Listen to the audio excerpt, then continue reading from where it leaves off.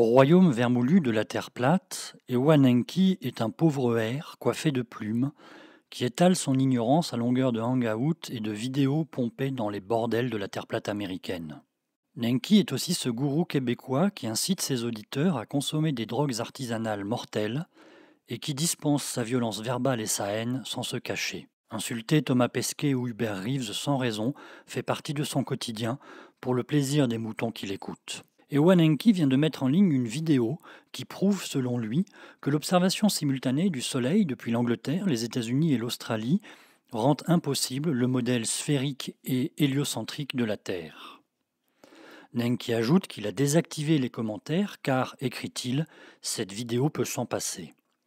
Est-ce si sûr ? La vidéo n'est pas de Nenki. Il est bien incapable de mettre en œuvre une telle observation. Son auteur est Daryl Marble, un platiste américain bien connu. C'est lui, on s'en souvient, qui a courageusement embarqué dans un avion avec un niveau à bulles pour prouver que la Terre est plate. Daryl Marble a mobilisé 2 comparses pour observer simultanément le Soleil depuis Tacoma, dans l'État de Washington à l'ouest des États-Unis, depuis Halifax, dans le Yorkshire, au centre de l'Angleterre, et enfin depuis Bileola, dans le Queensland australien, à quelques kilomètres de la côte nord-ouest. Mais l'observation des 3 amis souffre d'un biais. On n'en connaît pas la date. Sans cette donnée, aucune discussion n'est possible. Cependant, 2 détails permettent de la trouver. La vidéo a été mise en ligne le 15 août 2017. Sur l'écran de l'ordinateur de Marble apparaît, dans la barre d'information de son Mac, la mention SAT pour Saturday. Peut-être était-ce le samedi 12 août 2017. Et c'est le message de Jake Gibson, visible sur sa page Facebook, qui va le confirmer.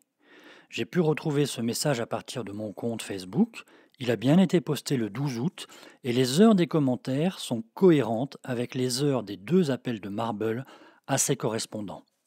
Et c'est là que les 3 copains sont pris la main dans le sac en train de mentir.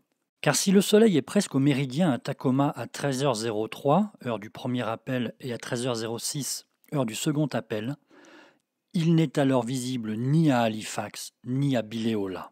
Marble insiste, il demande à ses 2 correspondants s'ils voient le soleil. Mais non, ils ne peuvent pas le voir. Car à Halifax, le soleil est couché depuis 20 minutes. Il s'est couché à 20h43 heure locale.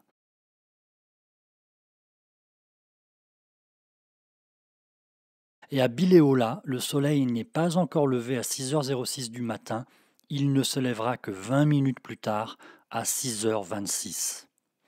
Ces 2 situations sont illustrées à merveille par le site suncalc.org, dont les calculs se font sur la base de la mécanique céleste d'une Terre sphérique tournant sur elle-même et orbitant autour du Soleil.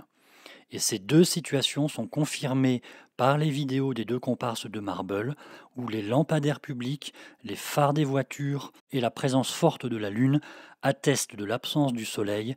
Il s'agit de l'aube ou du crépuscule. Daryl Marble et ses 2 complices forment donc un trio de menteurs. Et l'on comprend que Ewan Enki prenne soin de fermer les commentaires sur sa vidéo pour ne pas laisser s'exprimer ces globulistes acharnés qui auront vite fait de démontrer le double mensonge, celui des 3 petits menteurs et celui de Nenki. Décidément, la Terre plate n'est pas un royaume enchanté, ce n'est qu'une terre stérile peuplée de menteurs.